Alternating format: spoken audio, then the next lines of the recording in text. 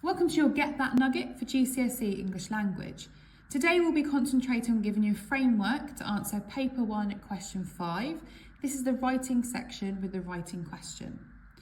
This session is to complement your lessons with your teachers and not to replace them in any way. If you remember from the previous nugget, we looked at the assessment objectives for this question. So we have AO5, which is to communicate clearly and effectively, adapt the writing to suit purpose, and we need to organise the information and ideas for effect. And this is what we're going to be looking at today, how we structure our ideas to respond to this question. You may also remember that we looked at success criteria for this question. In the previous nugget, I left this with you to practice as a question, and hopefully you've managed to have a look at how you prep and plan some language features. This is a really key bit of practice, and the more you do this, the easier it will be to come up with some really great examples of language features. We're going to take all of this today, and I'm going to place this inside a structure for this question.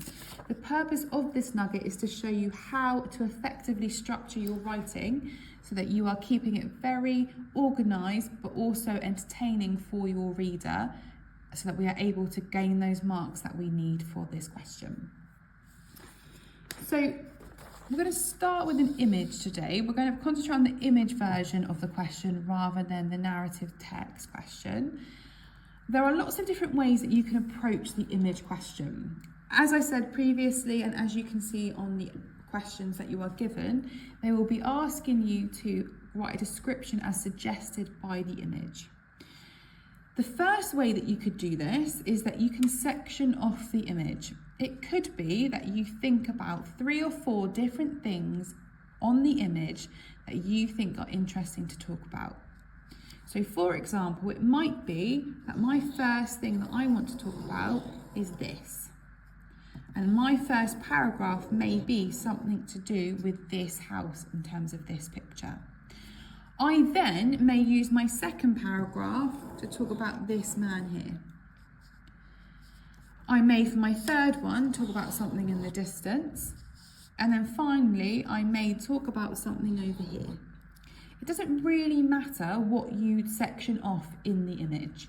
It could be that you find 4, 5, or maybe 6 things in the image that you would like to talk about. What I am suggesting you do is every time you pick something out, that is a paragraph. The process that I would do is when you are circling or sectioning off, because you can also section the image in the grid if you prefer. I do recommend the circle, that you actually just get the sections of the image first before you start planning or anything like that, because it does make your writing more coherent and means that you know exactly what you're writing for each paragraph and you're not worrying or wasting time in your exam. Back to the image. So if I'm selecting 4 or 5 things, I then have got a choice of what I begin my writing with. It might be that actually, once I've gone through and circled 4 or 5, I find something else that's quite interesting over here. And that's fine. I haven't started writing yet, so there's no need to panic. So back to the process. As I said, if you look at the image and you've picked your 4 or 5 things out, then what you want to do is decide in which order you're going to write those out. They will be the basis of your paragraphs. That way you can make sure that you are not going to run out of things to talk about, you're not going to struggle with ideas, and you've got a very clear focus for your reader, for your examiner, to see exactly what you're writing about. It also means that you've used the image to the best of your ability and you've used every kind of help that the exam has given you. Do remember though, the image is just a prompt, so this only works if you're someone who would like to talk about the image and not use anything outside it. You can, but if you are this focused on the image, I suggest that you do use it. Otherwise, you're going to spend a lot of your time thinking about what else to write. That's one way of approaching this question. The second way of approaching this question is you think about this as a prompt, as I just said. You do not have to write about everything in this image. It could be that you decide, well, actually, this man has a story to tell, and that's the story I'm going to tell. It could be that you're the man in the picture or the person in the picture. It could be that you are talking in third person. It could be that you're not in this picture at all. It could be that you're the one taking the photograph.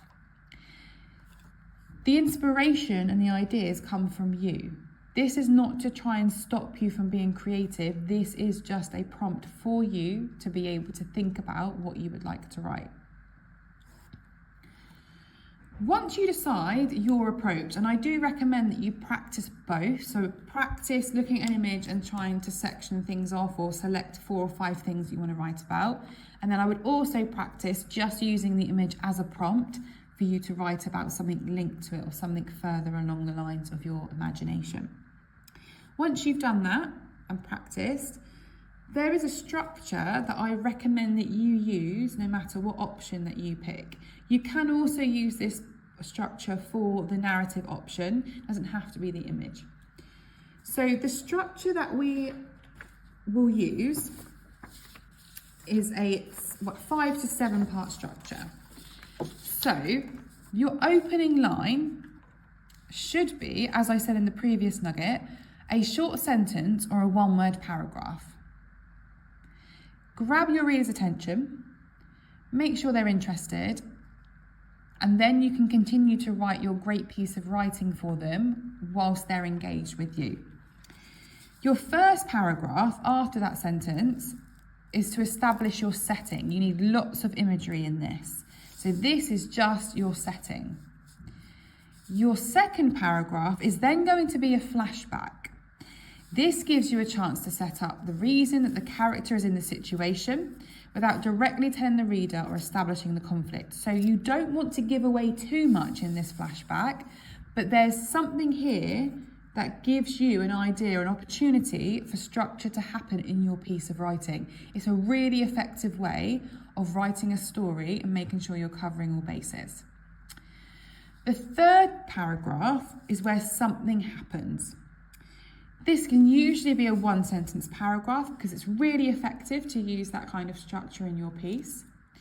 Something moves or there's a noise to bring you back to the present. So it follows on from your flashback and brings you back to where you are right now.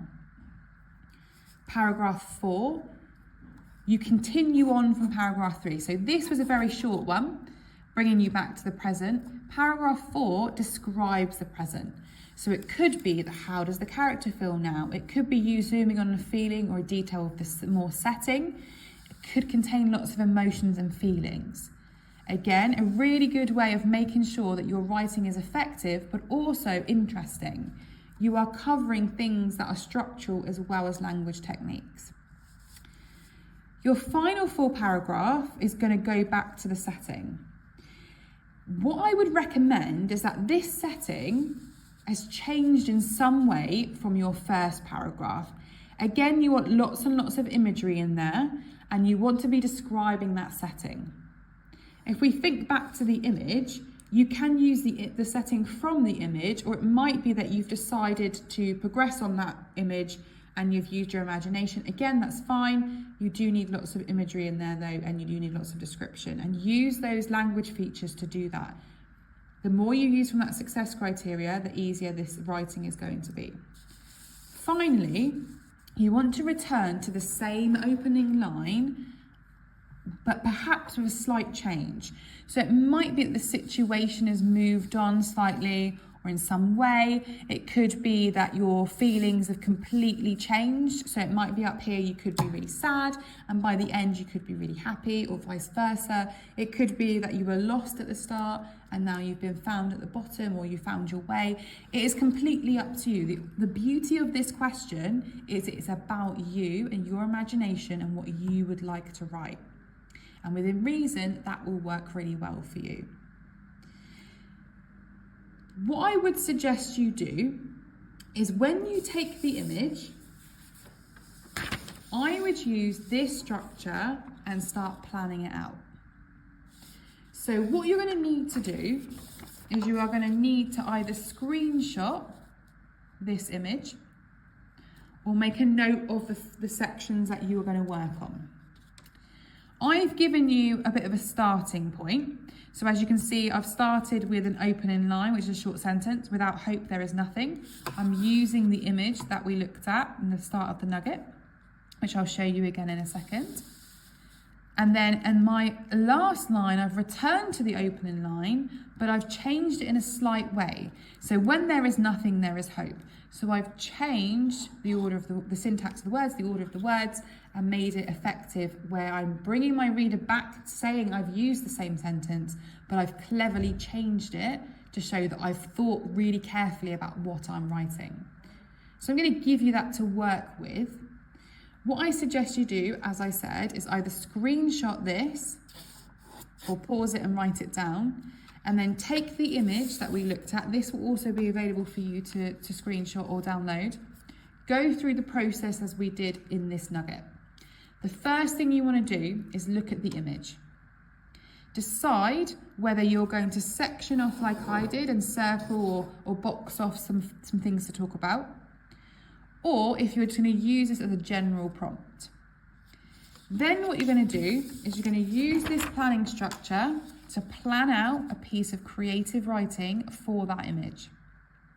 Both versions work. So it works if you section it off and it works if you don't. It doesn't really matter which one. It's whatever you're comfortable with. Try both. That might be even better for you. Plan it out. And then if you give that to your teacher to look at, I'm sure they'd be really happy to review it and give you some feedback. And it might even inspire you to turn this plan into a piece of writing for your teacher. And they'd be really happy to mark it and give it back to you. Remember, the more you practice this, the easier creative writing becomes. I know it can be quite overwhelming for some people, but the planning is so important.